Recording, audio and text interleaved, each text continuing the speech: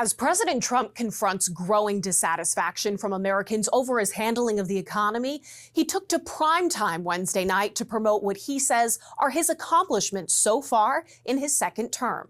Over the past 11 months, we have brought more positive change to Washington than any administration in American history. Taking credit for a more secure border, lower gas prices, a stronger military, and an economy the president recently graded higher than an A+, though the consumer inflation rate is the same as when he took office. I am bringing those high prices down and bringing them down very fast. President Trump spending much of his speech blaming the nation's challenges entirely on former President Biden and the Democrats. When I took office, inflation was the worst in 48 years, and some would say in the history of our country. They flooded your cities and towns with illegal aliens.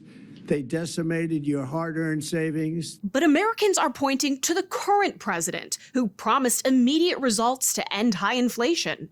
The latest Economist YouGov poll shows the president with the 42% approval rating. When it comes to his handling of inflation specifically, the president's approval rating is even lower at 33%. When asked to describe the current state of the U.S. economy, 72% said fair or poor, and just 25% said excellent or good. As the new year approaches, the president announcing more than 1.4 million service members will start receiving what he calls a warrior dividend of a symbolic $1,776. The president encouraging patience, saying more Americans will feel the effects of his policies in 2026. We're poised for an economic boom, the likes of which the world has never seen. In the immediate term, as Republicans grow nervous about their party's standing with the public ahead of next year's midterms, President Trump will continue to hit the road to talk about his economic agenda.